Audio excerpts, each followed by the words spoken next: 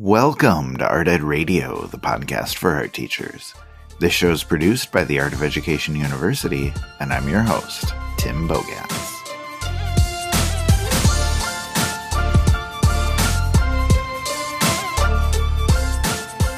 Back in December, at the end of a podcast, I asked for questions from new teachers.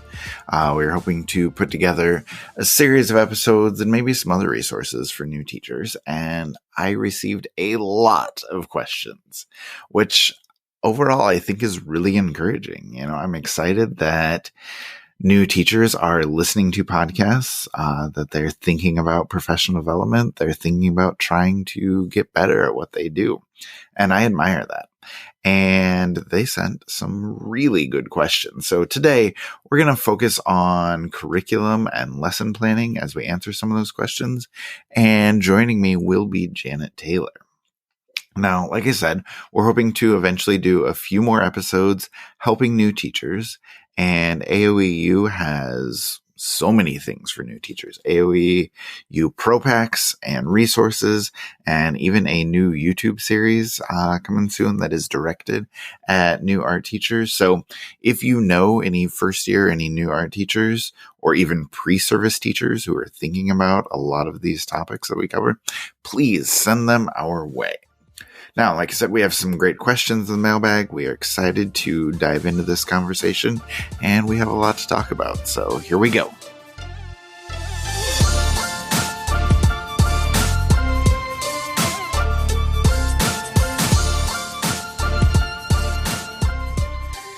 Janet Taylor is back on the show, joining me now. Janet, how are you? I'm doing great. How are you? I am doing wonderful. I think we have a lot of big ideas to talk about here, and I'm excited I don't even know if we want to call this a series, but I'm excited to get this series started, helping out new teachers, giving our best advice, and just kind of seeing what we can do. Today, we're going to talk about curriculum, and we have lots of good questions. When I asked for, people to ask, what are you worried about? What are you thinking about as a first year teacher? We had a lot on classroom management. We had a lot on curriculum. So we're going to chat about curriculum. First question comes from Elizabeth in Massachusetts. And she says, I want to create my curriculum with lessons I like and materials I love to use, though that seems like far too much work. But if I just use lessons from other teachers, I feel like I won't have the passion for what I'm teaching. How do I find that balance? So Jen, I'll let you take that first. That is such a good question. It's something that kind of comes up obviously as a new teacher, but also as a veteran teacher. Maybe you're like moving to another school, or maybe your curriculum is somewhat dictated by a district or a school or department or something like that, right? So I guess as a new teacher, I would first say that it's going to take some time, right, to determine what you actually value as a teacher, what's expected of you, the outcomes of your school community, but also who your students are. So to me, that's half the fun of it, really. It's the journey of teaching and figuring that out. And we all know that those amazing teachers who do that, those incredible lessons, or strategies or like tips or things that happen in the classroom, and we try it in our classroom and it just falls completely flat, Yes. Man, I've tried that so many times. I'm like, but it's so good with them, and how come it's not working for me, right? And it could just be because it's not who you are, and it's not maybe who your students are. Or maybe it's just not the right timing in what it is that you're teaching, right? Yeah. And I would say, like, I don't know, I fell into that comparison trap. You try that and it doesn't work, and you're like, why are those so good and why are mine so bad? Yeah. And you start getting all these negative thoughts. You start dwelling on how that's not working for you as a teacher. And I think that can become kind of dangerous, like you don't want to try and make your projects just like somebody else's projects. And so I would just say, for right now, as you're starting, collect ideas, collect things that kind of pique your interest, or things that you think will pique the interest of your students. You don't have to teach like somebody else. You don't have to do other lessons. Or if you see ideas, put a spin on them that makes them your own. Because like you said, it's about finding who you are as a teacher. And no matter what lessons you're teaching, like, there are plenty of ways to be authentic and plenty of ways to share your passion. You can tell stories, you can share with your students as they get to know you. You can converse with them, you can listen and laugh and share experience with them. And that's a big part of finding who you are. It's not quite as much about the lessons you teach, but it's about just getting to know your students, getting to know who you are as a teacher. Totally. That being said, though, yeah, I know people are looking for specific advice, and not me just saying, be who you are and get to know right. your kids. So let's talk more about lessons. Like, do you have tips for lessons and trying to find what works for you? Right. So like the question was asking, Elizabeth was asking was, what about how do you find that balance, right? Between doing things that you love or you're excited about, or using lessons that other teachers have done, or something that's kind of dictated to you. So what's worked for me in the past is, first of all, using other people's lessons, other colleagues' lessons, to get to know my students, kind of like you said, right? Mm-hmm. Taking that time to converse with them and listen and laugh with them happens when you don't have to stress also on top of it about how you're managing your lesson, right? So if somebody else's lesson, works and is great, it might not be perfect for you or something you're super excited about. It's a great way to kind of find out where your students are, right? So what do they like? What do they like about the lesson? What do they not like? What's actually engaging to them? How are they responding to that? And then you can use that information as you build your own lessons, right? As you go, instead of starting from scratch, you at least have something to work from. Another thing that works for me is taking a lesson that somebody has and tweaking it to fit more of who I am as a teacher, who my students are, right? Yes. So you had kind of mentioned that too in your response, right? Like kind of twisting, putting your own twist on it, right? Mm-hmm. And I think that one tip I would say, or one response to that, is if you are a new teacher and another colleague gives you lessons to work from, and you change it up to work for you, and you found that it's like really successful for you in this new way, make sure that you're sharing back with that colleague, because that's going to actually create that bond with your colleagues too, right? So they might not use it that way or whatever, but they're basically gifting you this lesson in the first place. So it's really important to make sure you're sharing back and not just saying like, well, your lesson didn't work. Right. I changed it. It's so much better now. But just, this is what I did. This is what worked for me. Whatever. I think share and share alike is important. Yeah. Right. So my last tip, I guess, for this is to balance, like Elizabeth had asked, how do I balance this? Well, truly, it's to balance your lessons with other people's lessons, right? You get to lean on theirs for when you really need space and time, and then you can develop something else in between, right? And then let's say you do a lesson that you're like, I'm really excited about this, I'm going to try it out, and it totally flops. You won't know that unless you try it. But at the same time, you want to give your students stability and kind of that confidence building with something that's tried and true and you feel comfortable with, right? So again, like maybe a combination of tweaking the lesson for you, using what works, the other thing I would say is that it might not be exciting for you, right? Like, okay, I've talked about this over and over. I think you and I both have talked about perspective and like how much, right? Yes. My hate for perspective. But like my students always love it, right? They always get really excited about it. And it kind of bothers me. I'm like, why are they so excited about this? But, it might not be exciting for you using these materials or this tool or technique, but it's like new for them, right?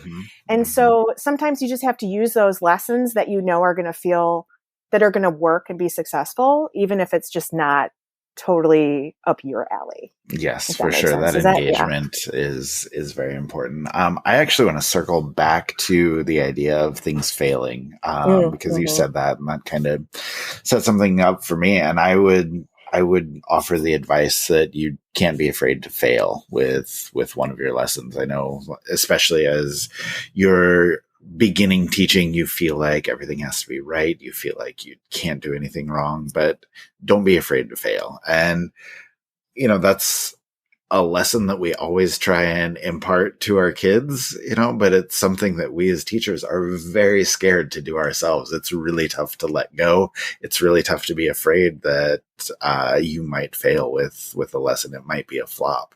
And so I would say, just stand up there and tell your kids as you're getting started, like, I don't know if this is going to work or not, but Mm-hmm. we're going to try it together. Mm-hmm. And that creates, like I said, it goes back to the idea of creating cool experiences for them, and just you sharing that, going with them on that journey, exploring those ideas together. And maybe it works, maybe it won't, but just giving them that heads up that, hey, I'm not perfect. I don't know what I'm doing. Maybe don't say I don't know what I'm doing.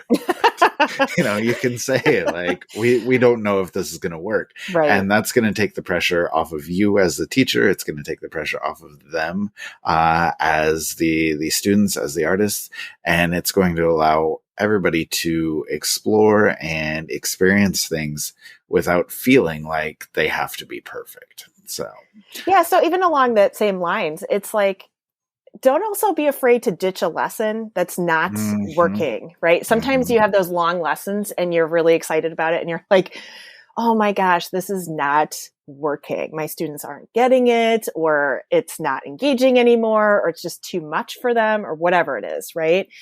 I just had this conversation with a new teacher recently, and, she was frustrated because the lesson wasn't, it just didn't feel like it was going in the direction she wanted. And she felt like if she put more time into it, the kids would just, like, their engagement would kind of wane. Right. And so right. I was like, just stop the lesson and tell them, like, we're going to try a different direction, or we're going to make this a smaller, maybe it was like a portrait or something like that. We're just going to take pieces of our portrait instead, and we're going to do something else with it. And I think sometimes it's okay to say to our students, like, this is not aligning to what I was expecting. I think we need to shift things up, And I think students really, when we're authentic with them, even about, like, our lessons and whatnot, they really respond to that. They really do. Yeah, I remember the first time that ever happened with me. Things were not going well, and I just asked my kids, like, I'm not feeling this. I don't think you're feeling this. Like, is anybody opposed if we just ditch this? Like, if we just drop this lesson? And just this palpable, like, sense of relief washed over the room. And the kids like, yes, we are so glad to get rid of this. And so, and that sort of was a light bulb moment for me, where I was like, it is okay. And actually the kids do want to get rid of this. So, just trust your gut with that. And, if you need to let go of something, that's 100% okay. Can I just put a bow on this whole question before we move on here? I would just say, thinking about lesson planning, curriculum overall, like, whether, these lessons are things that you spent hours crafting yourself, or something you spent like 15 minutes finding online, if it's good, it's good. Worry less about where the lesson comes from and more about what it can do for your students. Because, ideally we would all love to design an entire semester's curriculum based on your students' interests and things that are engaged, going to engage them. But I would say, especially as a new teacher, you don't have the time or the experience to put something like that together. You probably don't have the energy to do that. Like, nobody does.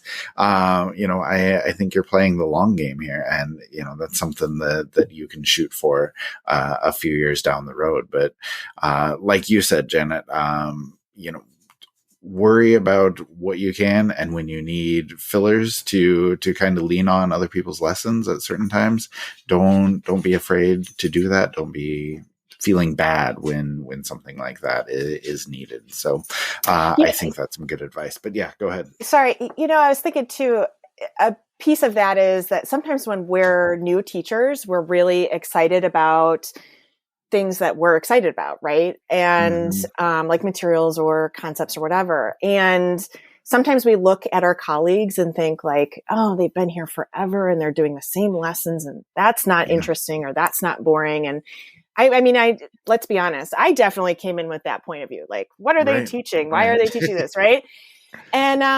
And I think there's a difference. Like, it's really important to lean on your colleagues because there's a reason that they have been doing something the same way for years. And I mean, let's be honest, maybe it is because they're tired or like they are just don't want to do anything more, or it's, they've figured out the balance for themselves. But they're also doing it because typically it works. So, it gives, if you use something that another teacher has provided or, has already been using for years, it can give you some structure and your students some structure and give you that balance that you're really looking for. So I would, just remember to lean on others. It's not just, you're not just by yourself, Yeah. Excellent advice. So, I joked about this being a long episode. We just spent 14 minutes on the first question. So. Okay.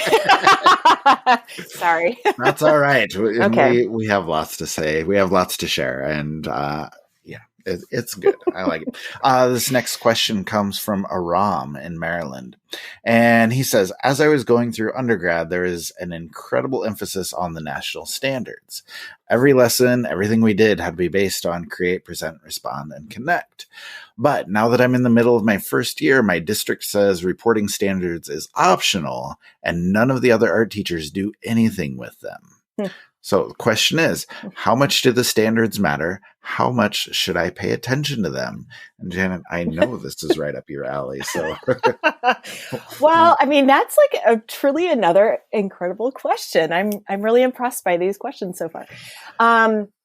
So this really, of course, varies by district, location, whatever. So there's really no one answer that we can give here, right? But I would say the first thing that comes to my mind is that really everything that you teach should be aligned to the standards. And that could be national standards, like you said, or it could be state, certain states have different standards. Even districts can have standards that they're asking you to implement in your teaching. So, and I understand not all districts or schools are expecting you to submit unit or lesson plans. I know mine did not ever. And I think sometimes it varies by also grade level, right? Like I would say a lot of times high school teachers don't have to submit as much as, I don't know. Right. But some do. Some are really expecting you to. And so I would say don't expect like, oh, well, no districts asked me to do this, so I don't need to think about that. So that's first, right? And I would say, the standards may or may not be required by your district, but they can help your teaching. Like they can give you some direction that can kind of point you toward what's going to be helpful, what's going to be good with what you plan, what you put together for your students, And I had a similar experience when I first started where, when I came into my district, nobody was doing anything with the standards. But even if that is the case, I think they are worth exploring and worth looking at, because if you connect your lessons, if you connect your teaching back to those standards, you're going to see the results. When I started paying attention to more of the standards, I did more with assessment, more discussions with kids, more talking about artwork, and just being able to see how kids were able to connect their work to other things that we did, to art history, to contemporary artists that we were seeing, that really gave me a validating moment that my teaching was taking hold. And I don't know that I would have found that had I not paid as much attention to the standards. So I think even if they're not required, they're worth checking out, and they're definitely worth thinking about as you're planning what you're presenting to your kids. Right. I mean, I guess, since I'm a little bit older, I would say, meaning veteran, right? When I started teaching, I didn't even know standards really existed to that extent. You know what I mean? We really didn't use them. We didn't talk about them that much. But when the new standards came into play, we spend a lot of time in our district, unpacking all of that and restructuring and realigning our scope and sequence to those standards. And I think, that was the first time I'm like, oh, these are, this is what this is about. This is why you use them. This is how they're even to be used, right? Or what the purpose of them is. And so I would say, even if your district doesn't require you to use them in your lessons and whatever, there's a couple things that I would keep in mind, right? So the first one is I would make sure that I'm looking at my standards as a guide, right? Because kind of like you said, Tim, when we look at the standards, so I oftentimes have the at a glance or just the general standards kind of hanging up in my space, right? Office just a quick reference. Right. And so as I'm working through units or scope and sequence or lessons or whatever, I'm going to make sure that I'm kind of hitting those standards. Because it can really find my own bias through that, truly. Like you said, you were saying about using contemporary artists or historical artists and things like that, finding ways to connect our students in a different capacity. I think it helps us find that bias and also the holes that you might not be hitting because you're used to teaching a certain way, right? You get in kind of this cycle or whatever of teaching.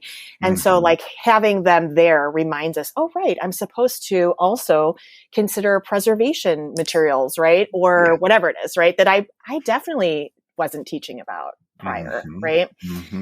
So it just helps us kind of zoom out a little bit. And then I would say that on top of it, the standards are also helping us align on the greater scale, right? So it helps us figuring out what we need to teach when we need to teach it so that everything kind of comes together. Whether or not you're moving from class to class or from year to year, you want to make sure that you're preparing your students for the next step, right?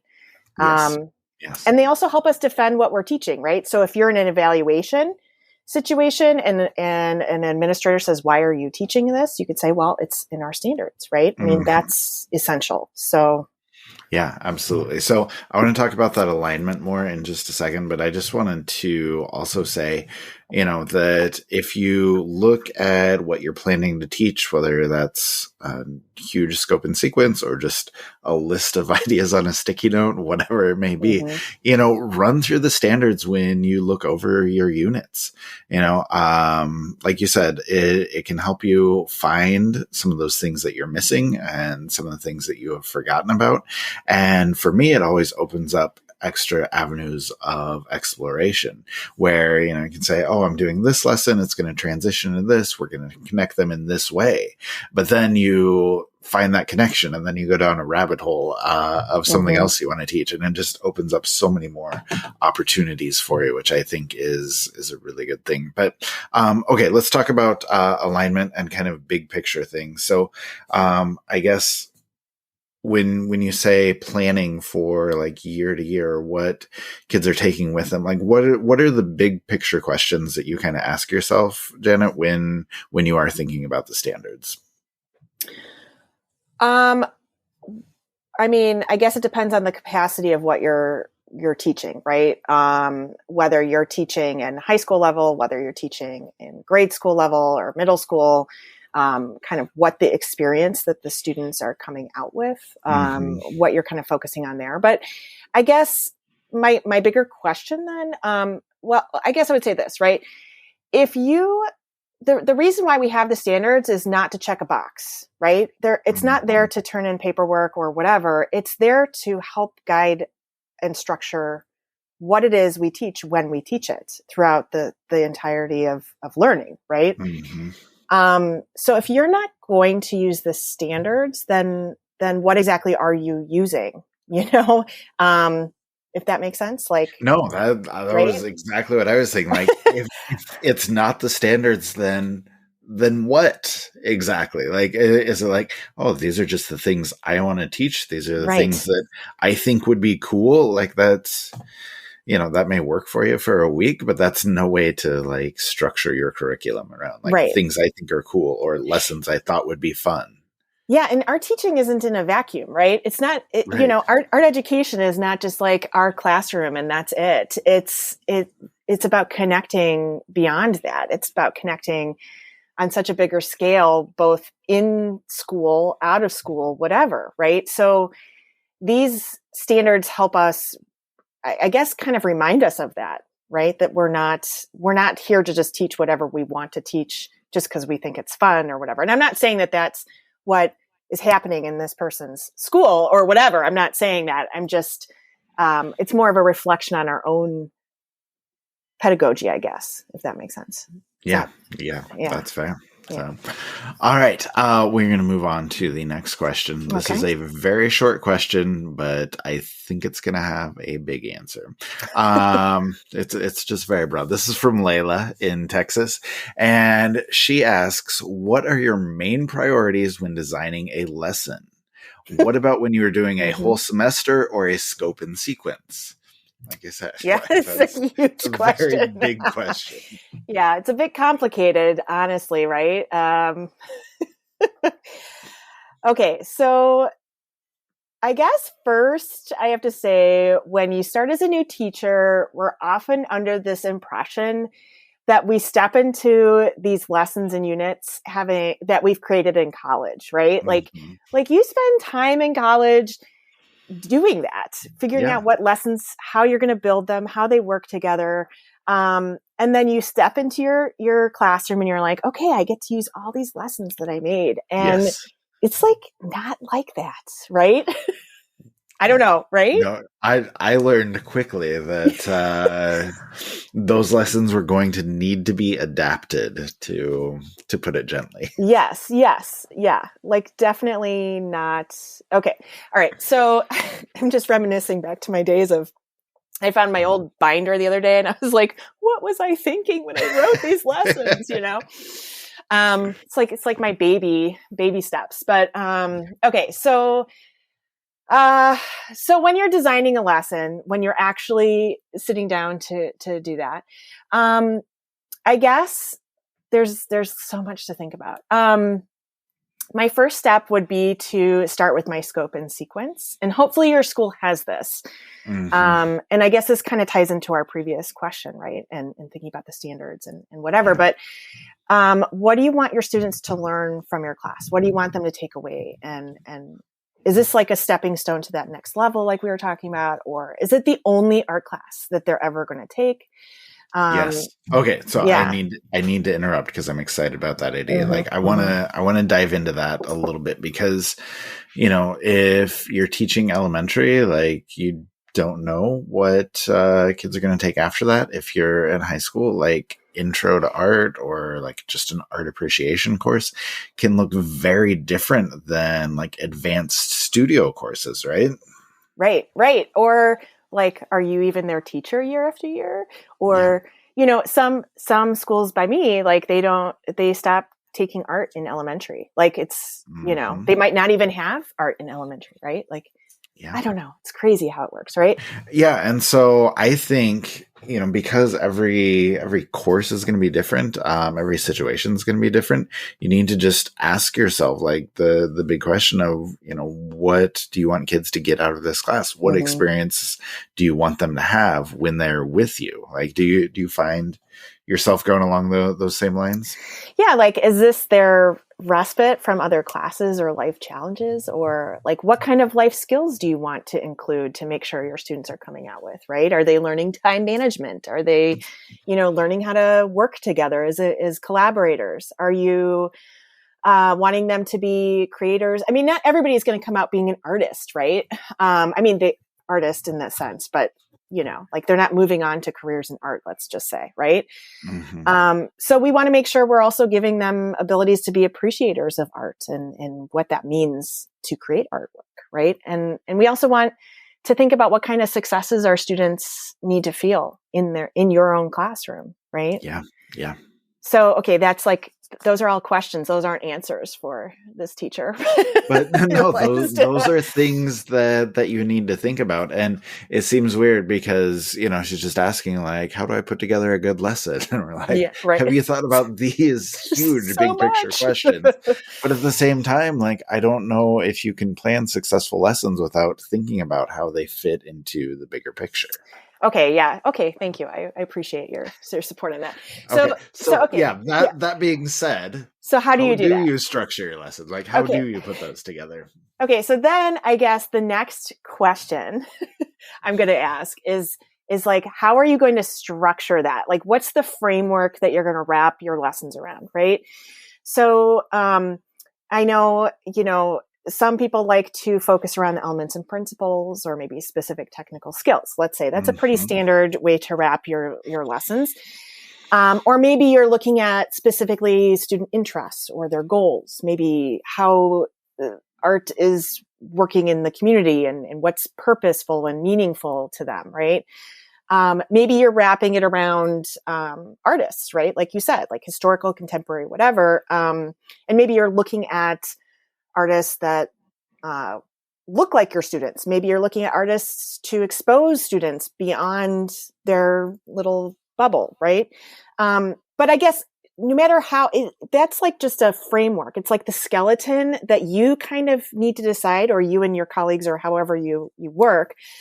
It doesn't mean you're just doing one of those. That's the thing that's challenging, right? It's like you figure out what's going to be the easiest path to make your life as a teacher easier to structure each of your lessons so that you can wrap around the big picture, wrap your head around it, right? Mm-hmm. And so when we can have that framework, I feel like, or when you decide on that, at least for like a semester or a year, like let's say, okay, this is how I'm going to structure that.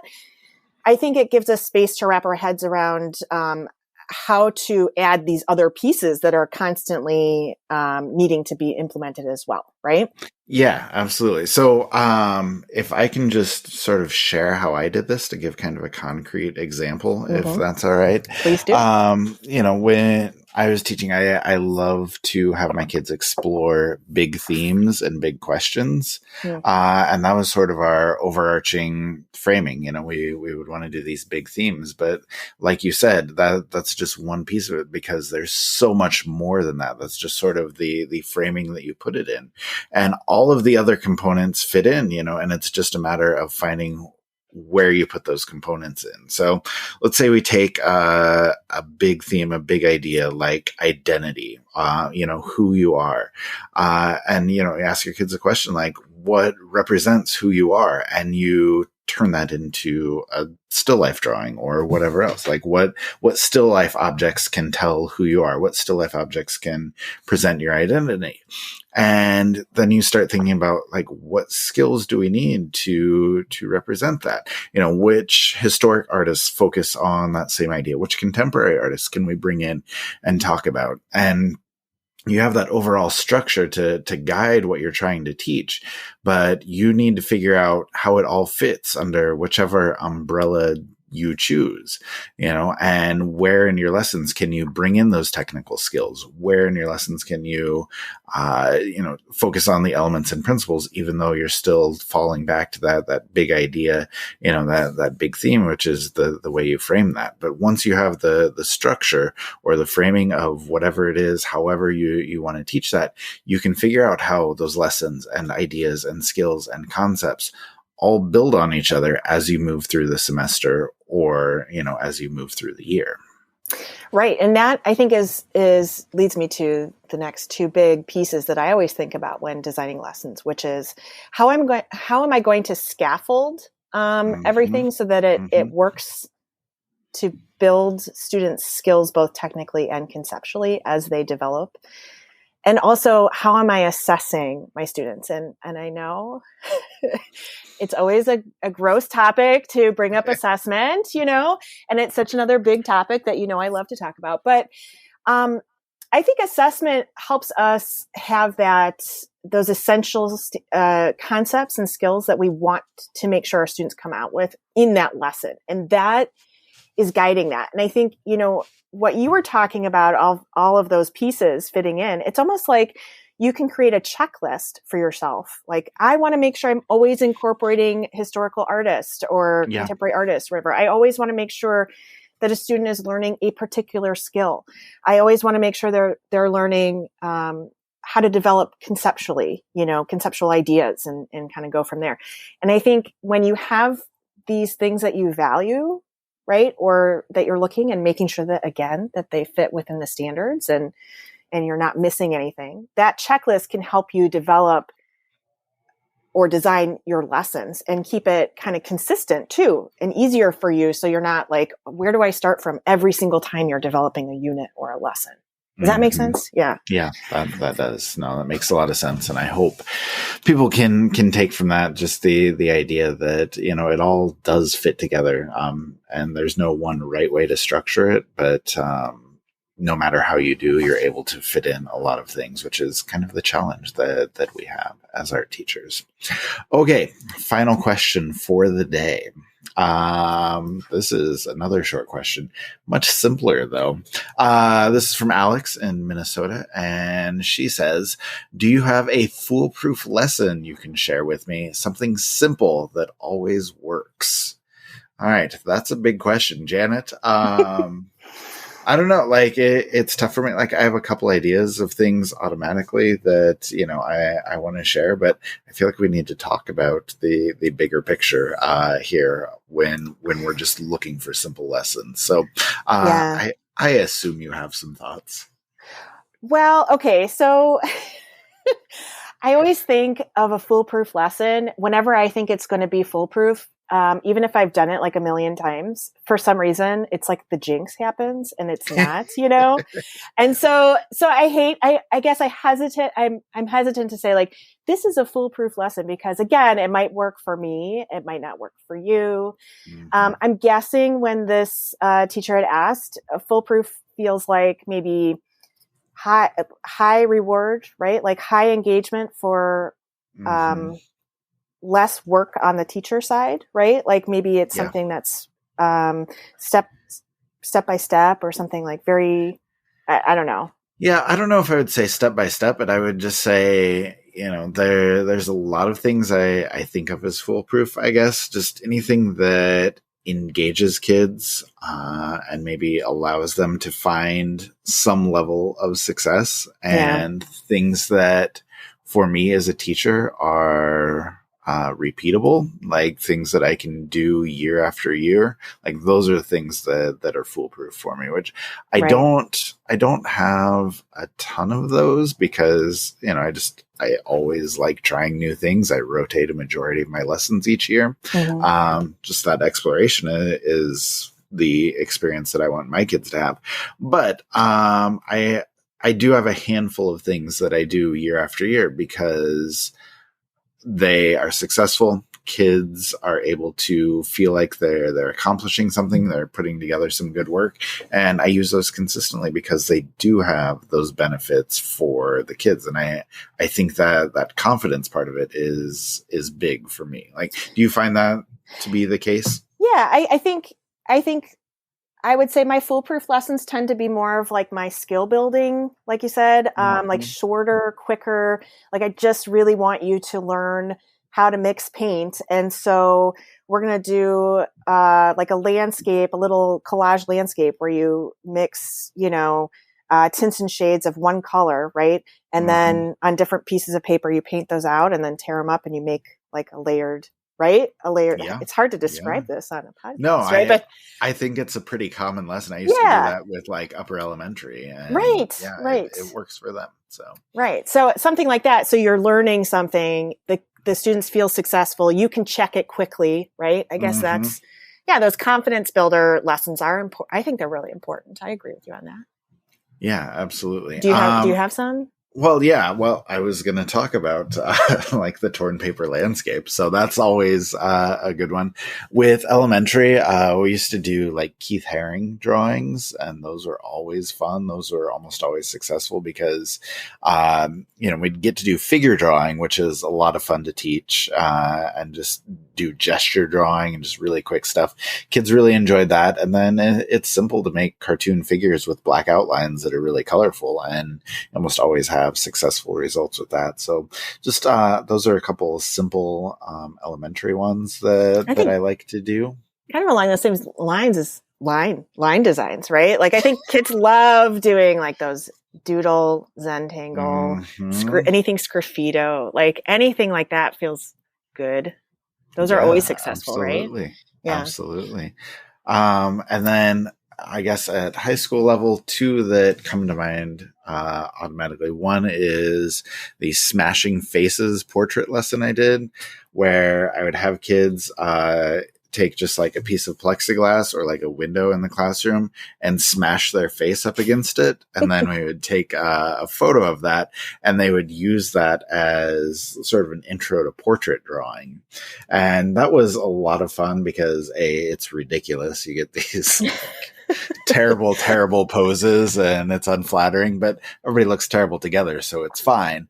But it kind of takes the pressure off of kids to feel like they have to draw things perfectly, because features are all smashed and distorted. And so you don't have to have the perfect eye because it's halfway closed and pressed up against glass, and the nose is all twisted to the left with one giant nostril or whatever. Like you just get these weird results. And because, they don't have to be perfect. They don't have to look like a great likeness. Kids are able to relax, and we usually found success with portrait drawing by doing those smashing faces. And another one that I really like, I just call it the 50 object drawing.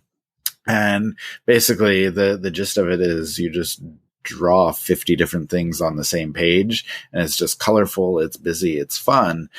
And, it's tough to go wrong with that, but it also allowed us to, explore some of the ideas that we dive into deeper later in the year, just some of the processes that we would like to do where, we'd put together these lists and like brainstorm and make selections and sort of cull your list to figure out what objects need to go on the page. And so we talk about like, what things do you love? Oh, I love food. Like list your 10 favorite foods and which 6 of these are going to make it into the drawing. And do you want them to be realistic? Do you want them to be cartoony? What style are you going with? What colors are you going to choose?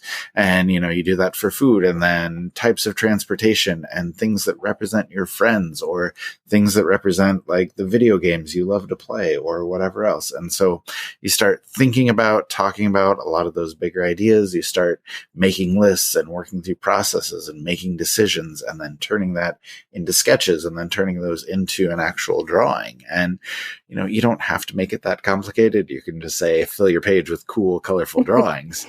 But it just sort of allowed us to work through those processes, get kids used to brainstorming and sketching and making decisions.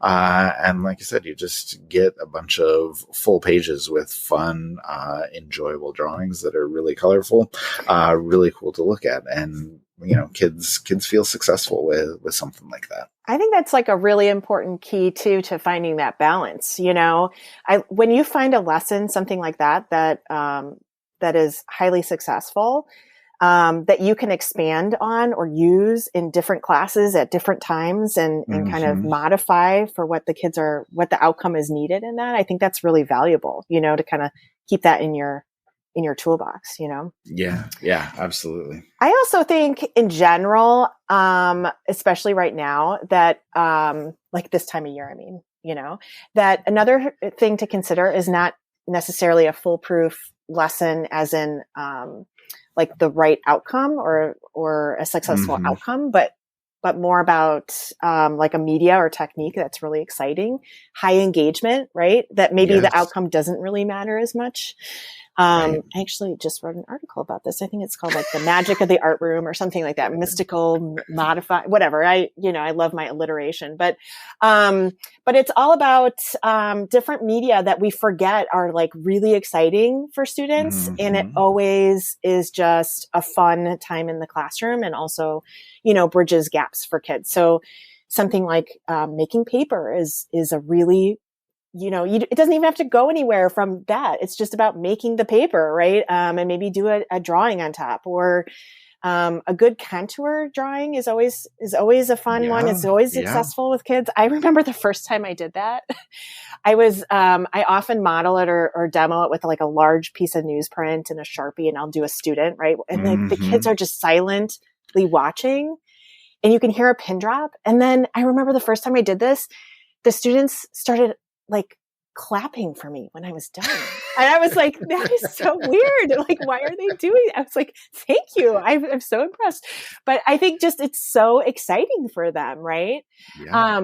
And it was so funny. There was on that article, somebody had commented like shrinky dinks. And I was like, oh my God, yes. Yeah. Like anything that is so fun and easy and it doesn't have to be super like, so what if the shrinky dink didn't turn out right? But like turning that into something else, a lesson about maybe like functional art or something and make it into jewelry or something, like if it can fit into your curriculum, it's like bonus, you know? Yeah. Yeah. Well, no, and I think you raise a much bigger point is that, we have this mindset of we have to have these lessons that look successful, but that's not the case. Like you can take a good couple days of engagement and count that as your win, even if the result is not there. And so, yeah, I would encourage people, that are in that mindset of I need something that looks great. I need something that I know is going to turn out and always works well. Like that doesn't have to be your goal all the time. Just giving kids a good experience is something that is worth pursuing, I would say. So, yeah. Okay. I'm going to wrap this up really quickly here, Janet. So, I'll give you just a second to think about whatever brilliant closing words you have. I should no probably pressure. do the same That's really fine, quickly. Yeah. I would say when it comes to curriculum, when it comes to this entire discussion today, I would encourage people to just keep trying new things. As I said, curriculum is not something that is developed overnight, especially as a new teacher. You need experience. You need reps of like teaching lessons and seeing what works for you. And you need time getting to know your students. Like you're playing the long game. Okay? You need to figure out who you are as a teacher. You need to figure out what works for you, what works for your students, what works with planning and teaching and assessing and scaffolding. So all of those things take time. So give your curriculum time. Don't be afraid to get rid of what's not working, and don't be afraid to repeat or come back to those things that are. And all of those things are going to help you on this journey, on this process to putting together a curriculum that fits you and fits your classroom and fits your students and everything that all of you need. Yeah. And I would say on the same lines, don't be scared away from trying something more than once. So even though, I've had lessons that I've been very sad have flopped, have been an epic fail. And then I learned something from that. I took it, I tweaked it and tried it again. And it actually has become, some of my tried and true lessons.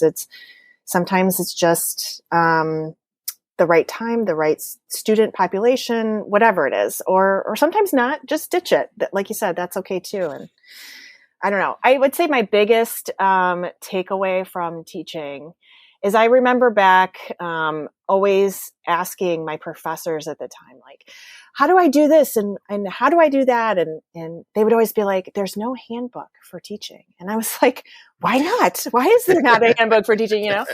And looking back, it truly is, it takes time and it takes a lot of trial and error and to not get discouraged, by things that are not working or, I think the biggest takeaway is to just be reflective and responsive in your teaching practice. And that's going to take you a long way, Yeah, absolutely. That's very well said. And I think that sort of hits the nail on the head. Just reflective and responsive are two of the best qualities a teacher can have, whether that applies to curriculum or anything else that you're doing. So, Janet, thank you so much for the long conversation, the in-depth conversation. I don't know what we're going to call it, but it's been great to talk to you. I've enjoyed it, and I hope it's helpful for people. So, can you come back again, like, I don't know, a month or so? We'll talk classroom management. I would love to. All right. Thank you. Thank you. Coming up in just a few weeks is the Now conference, and we're going to continue this conversation there with a little help from a couple friends. Janet and I will be joined by Yvonne Lopez-Taylor and Jocelyn Stevens for a roundtable discussion on what new teachers need to know. I'm excited to have Yvonne and Jocelyn there because they can give us some perspective from a middle school lens and from an elementary lens. And also they're much younger than me and actually remember what it's like to be a new teacher. And if you aren't registered for the Now conference, there is still time. You can head on over to the AOEU website, click on the conference tab, and you will find all the information you need. Presenters and info about their talks, our featured presenter, a picture of me and Amanda, your hosts, that is way too big, and most importantly, info on how to register and how to make the most of your day of professional development. So go check that out. We will have a couple more of these new teacher advice episodes in the coming months, so look out for those. And of course, if you think the conversation today can help a new teacher that you know, please pass it along to them. And thank you for sticking with us through the end of this episode.